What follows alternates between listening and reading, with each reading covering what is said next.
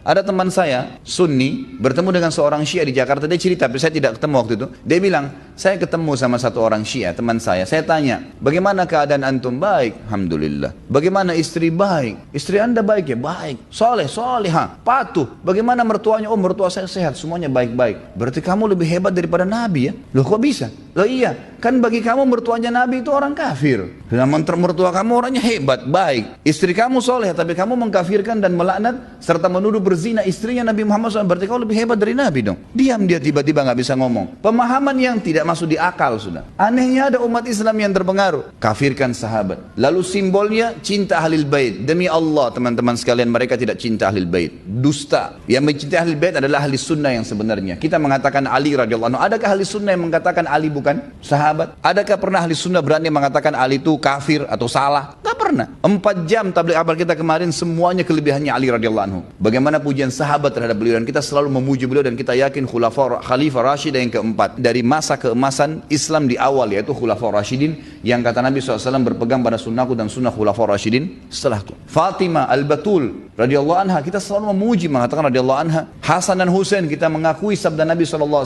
Sayyidu Syabab Ahli Jannah, pimpinan anak mudanya surga. Itu pernyataan ahli sunnah. Husain terbunuh di Karbala, kita mengatakan Husain mati syahid, yang membunuhnya zalim. Nggak ada ahli sunnah mengatakan Husain kafir, misalnya kita membenci. Ini kan sekarang dibuat kesannya di tengah-tengah umat oleh orang-orang Yahudi yang membuat pemahaman ini. Kesannya kita ini membenci Ali, membenci Ahlul Bait, membenci Hasan Husain. Dari mana ini? Tidak ada pemahaman yang bentrok antara ahli sunnah dengan Syiah yang sekarang mereka angkat simbolnya. Nggak ada, gitu kan? Kitab Ahlul Bait kita hormatin. Bahkan mereka hanya membatasi Ahlul Bait hanya kepada Ali, Hasan, Husain dan Fatimah. Sementara ahli sunnah lebih global. Istri-istri Nabi juga masuk dalam keluarga Nabi SAW. Terbukti kita tahu dalam riwayat Bukhari. Tentu orang Syiah tidak yakin riwayat ini, dan kita tidak peduli dengan itu. Kita punya sanad yang jelas dalam riwayat Bukhari. Salah satu salawat yang kita dianjurkan baca sebelum salam, selain Allahumma salli ala Muhammadin wa ala ali Muhammad kama sallaita ala Ibrahim wa ala ali Ibrahim dan seterusnya, ada juga Allahumma salli ala Muhammadin wa azwajihi wa dhurriyyatihi kama sallaita ala ali Ibrahim.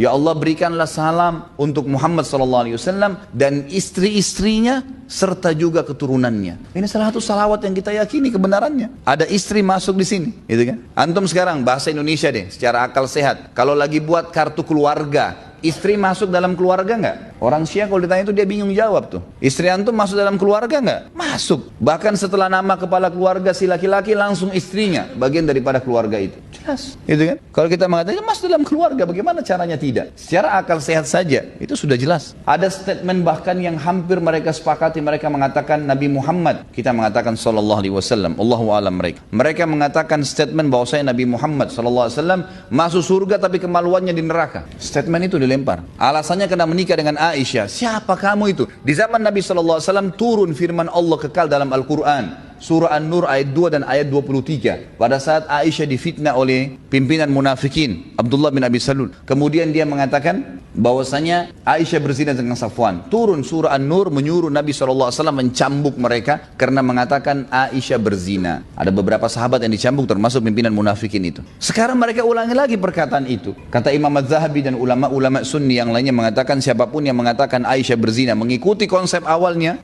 sebelum turun surah An-Nur, maka hukumnya berlaku surah An-Nur pada mereka. Ikut-ikutan tetap dicambuk 80 jerah. Kalau mengkafirkan sahabat berarti dia yang kafir. Karena kata Nabi SAW, tidak ada seseorang pun yang mengatakan kepada saudaranya muslim kafir kecuali akan kembali ke salah satunya. Kira-kira kalau ketemu Abu Bakar dengan satu orang dari orang Syiah ini, siapa yang kita mau katakan kafir? Bagaimana bisa mau dikatakan sahabat Nabi kafir? Hidup melihat Nabi dengan mata kepala saja SAW sudah sebuah fadilah. Definisi sahabat harus lihat Nabi dengan mata kepala, harus beriman pada beliau pada saat itu dan meninggal dalam keyakinan itu, baru dikatakan sahabat. Judul full kajian di YouTube.